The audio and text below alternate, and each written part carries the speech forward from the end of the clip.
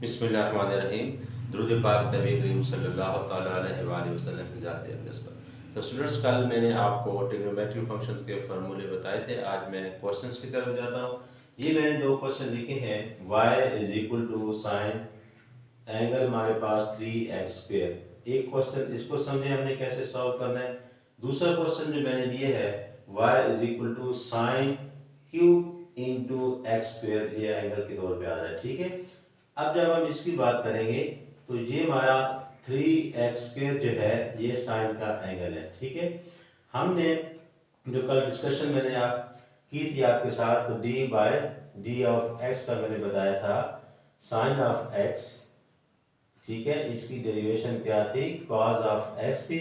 और दोबारा हमने d by d of x इस एंगल का मैंने बताया था, दोबारा डेरिवेशन भी लेनी पड़ती है, ठीक है। तो अब हम इस फॉर्मेट से इसको देखें। अब y with respect to x derivate हो रहा है, तो हम यहाँ पे क्या लिखेंगे, dy by d of x is equal to. सबसे पहले तो आपने देखना है साइन और इस एंगल को x ही समझे। तो साइन x हमारे पास क्या था, cos ऑफ x। एक दफा तो ये सारा cos ऑफ जितना भी एंगल है 3x² आ जाएगा, ठीक है। फिर मैंने बताया था x जहाँ पे एंगल x है तो d by d x of x दिया था। अब जहाँ पे एंगल हमारे पास 3x² आ रहा है तो हम यहाँ क्या करेंगे, d by d of x is equal to 3x², ठीक है। अब ये आपके पास अलजेब्रिक फंक्शन आ गया। ये इसके अलजेब्रिक फंक्शन को आप सीख चुके हैं। तो यहाँ पे हमारे पास क्या आ जाएगा, cos 3x² इनटू, अब इसके कांस्टेंट इनटू फंक्शन है, ये कांस्टेंट पहले आ गया, d by d x of x²।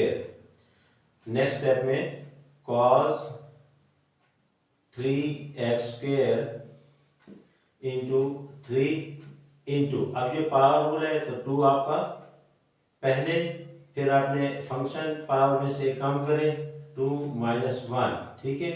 और फिर दोबारा इस फंक्शन की डेरिवेशन वो d by d x of x। यानी इस तरह आपने बिल्कुल ध्यान में रखना है कि छोटे छोटे स्टेप्स माइंड में हो तो आप इजीली आंसर की तरफ जा सकते हैं, ठीक है। यहाँ से हमारे पास क्या आ जाएगा, cos 3x², ये 3 इंटू 2 हमारे पास क्या हो जाएगा 6x, 2 - 1 यानी 6x, और d by d x of x आपको क्या दे देता है 1। तो whole answer is 6x into cos of 3x²। तो ये आपका फॉर्मेट है कि आपने इस तरीके से क्वेश्चन को सॉल्व करना है, ठीक है। अब हम सेकंड क्वेश्चन की जब हम बात करते हैं तो इसमें क्या होगा कि अब हमारे पास साइन क्यूब इंटू एंगल है, ठीक है।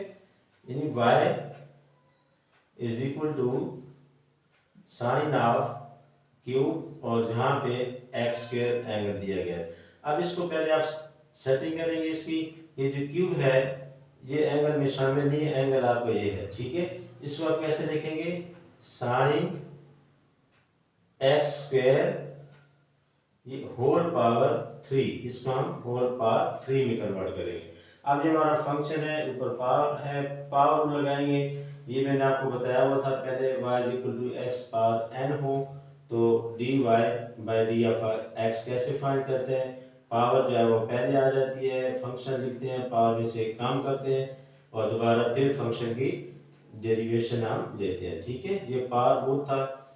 अब इसमें भी इसी तरह जब आप dy by d of x करेंगे तो पावर हमारे पास क्या है 3। अब ये सारा फंक्शन लिखा आपने साइन x², तो यहाँ पे 3 में से आपने एक माइनस कर देना है और into d by d x of किसका, ये सारा जो आपका फंक्शन आ रहा है साइन ऑफ x², ठीक है। अब इस स्टेप में क्या होगा, 3 साइन x², 3 - 1 कितना आ जाएगा हमारे पास 2 आ जाएगा। अब देखें d by d x of sine x²। अब साइन x का आपको पता है क्या है, cos x है। पहले तो as it is sine x square है तो इसकी डेरिवेशन क्या हो जाएगी कॉस ऑफ एक्स स्क्वायर, और फिर जब एंगल की डेरिवेशन लेंगे तो d by d x of x square.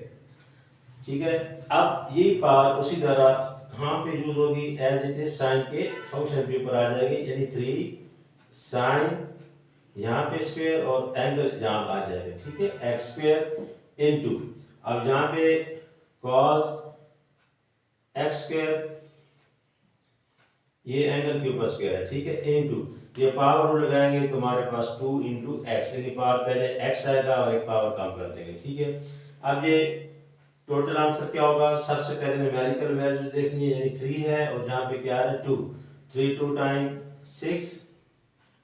ठीक है, फिर आप इसको ले लें cos x square into sine of angle square, और ये आपका ये साइन स्क्वायर एक्स स्क्वायर, यानी ये आपका एंगल है और ये साइन की पावर 2 आ गई। तो इस तरह ये आपका आंसर आएगा।